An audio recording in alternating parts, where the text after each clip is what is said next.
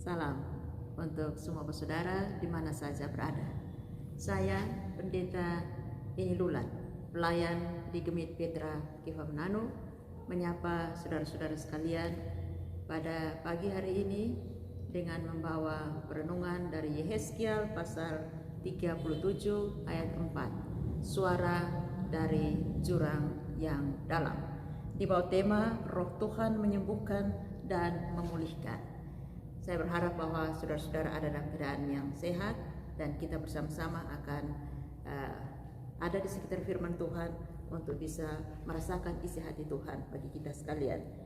Dengan rasa syukur dan puji atas nama Tuhan yang memimpin kita dan membimbing kita, saya ajak kita untuk kita membangun perenungan dari Yehezkiel dan terbaca sesungguhnya mesti dari pasal 37 ayat 1 sampai 14. Tapi di dalam kesempatan kita hari ini, pagi hari ini, saya hanya akan membacakan ayat yang ke-14 dari Yehezkiel pasal 37.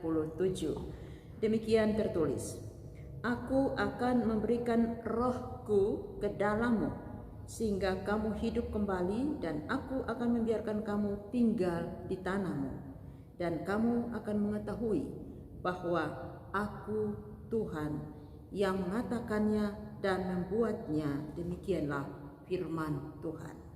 Saudara-saudara, itu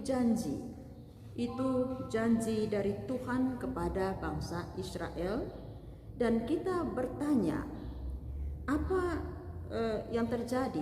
Ada apa dengan bangsa Israel sehingga Tuhan bisa memberikan janjinya yang seperti itu?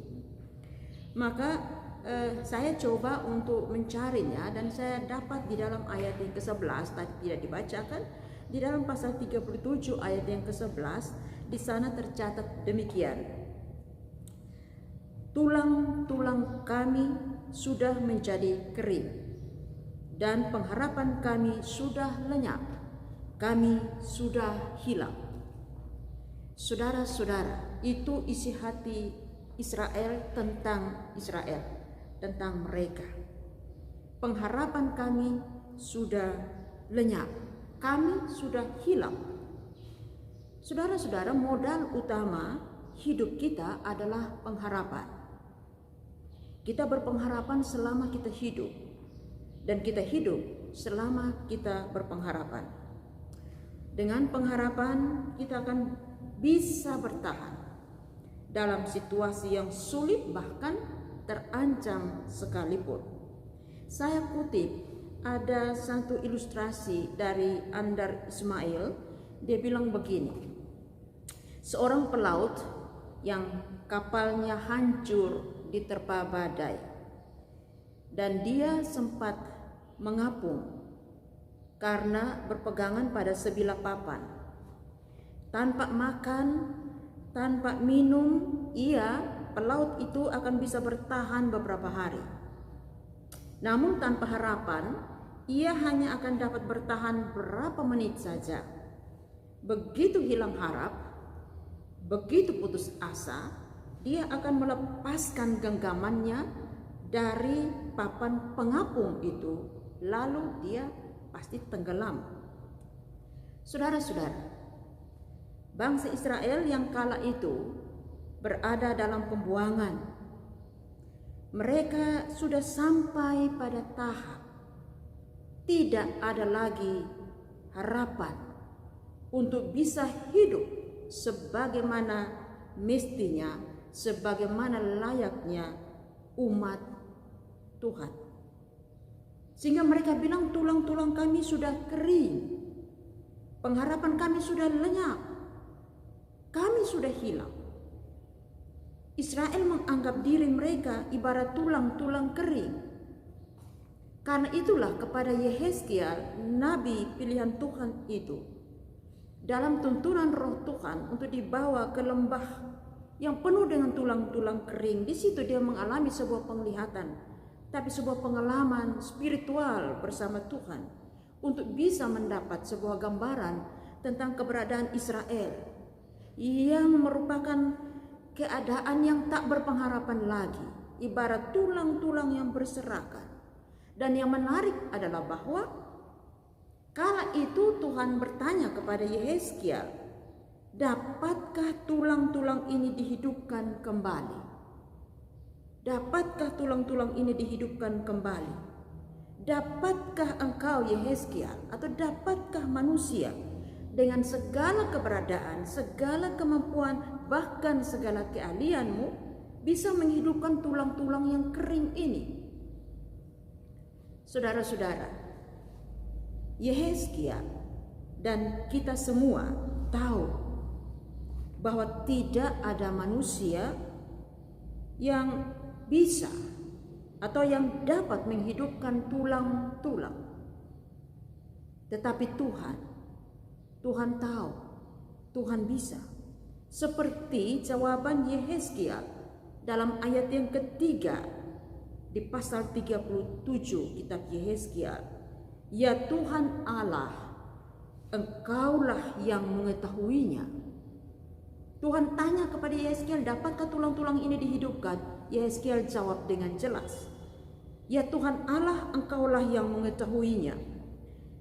Jawaban ini menunjukkan pada segala ketidakmungkinan manusia dan kemungkinan hanya ada pada Allah.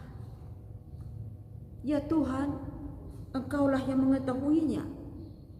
Dengan jawaban ini Yehezkiel menyerahkan kembali pada tangan kuasa Allah.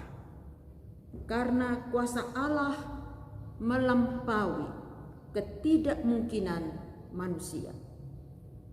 Ungkapan Yehezkiel itu membuka penghalang yang membatasi pandangan manusia pada kemahakuasaan Allah. Dan karena itu di dalam pasal 37 ayat 4 sampai ayat yang ke-10 itu tersaji suatu penglihatan bagi Yehezkiel akan kerja kuasa Allah itu. Bagaimana kuasa Allah yang dahsyat itu bekerja dengan kuasa firman Allah. Dari tulang-tulang yang berserakan, dia menjadi pasukan tentara yang sangat besar yang berderap-derap. Saudara-saudara yang saya kasihi dalam Tuhan Yesus, pada Allah tidak ada yang tidak bisa dilakukannya. Karena itu secara tegas Allah memberi perintah kepada Yehezkiel untuk disampaikan kepada Israel apa yang akan dilakukan Tuhan Allah terhadap mereka. Sehingga ketika tadi kita ada pada ayat yang ke-14, di sana dicatat demikian, Aku akan memberikan rohku ke dalammu sehingga kamu hidup kembali, dan aku akan membiarkan kamu tinggal di tanahmu, dan kamu akan mengetahui bahwa aku Tuhan yang mengatakannya dan membuatnya. Rohku, kata Allah, rohku akan diberikan kepadamu. Rohku menunjukkan pada kekuatan Allah yang dahsyat, yang melampaui segala sesuatu. Roh Tuhan yang dahsyat itu dapat menghidupkan tulang-tulang kering, sehingga bangsa Israel yang diibaratkan tulang-tulang kering itu akan bisa berpengharapan lagi. Pada Allah ada pengharapan sejati, dan kepada Dia saja umat Tuhan harus bergantung. Saudara-saudara, apa kendala kita yang menghimpit kita sekarang ini sehingga nyaris tidak memiliki masa depan? Kegagalan usahakah? Kejatuhan hidupkah? Sakit penyakitkah? COVID-19 kah? Apapun itu, saudaraku, mari kita belajar dari kisah tadi bahwa terhadap Israel Allah menjanjikan pemulihan. Tidak saja pemulihan fisik mereka, penyembuhan fisik mereka seperti yang terlihat di dalam penglihatan pengalaman spiritual daripada Yehezkiel, terhadap tulang-tulang itu datang perintah firman Tuhan. Ada urat, ada daging, ada kulit. Secara fisik mereka dipulihkan. Namun juga pemulihan daripada Allah yang dahsyat itu melalui kuasa Roh Kudus-Nya. Pemulihan spiritual terjadi bagi Israel, bagi umat Tuhan. Roh Tuhan yang menghidupkan mereka. Dan yang menarik bahwa di ujung janji Tuhan itu, pemulihan, penyembuhan dan pemulihan itu supaya mereka tahu Dialah Tuhan. Supaya mereka tahu Dialah Tuhan. Kalau demikian, saudara-saudaraku, kita patut ataukah kita tidak patut untuk menjadi gusar, untuk menjadi gelisah dengan situasi sekarang? Tidak patut kalau kita menjadi gelisah.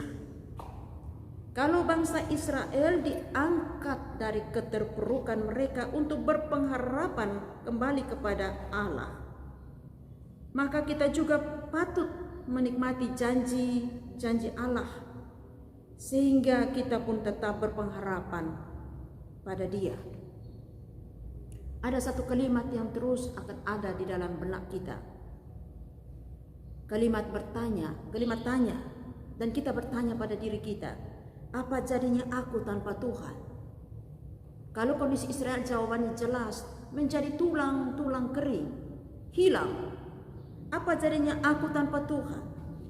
Saudara-saudaraku, selamat berjejak di tahun 2021. Tuhan menyertaimu. Karena itu tetap bergantung, tetap berharap padanya. Allah mampu menyembuhkan dan memulihkan kita secara jasmani dan rohani. Ia sudah berjanji dan itu akan digenapinya. Amin. Salam bagi saudara sekalian.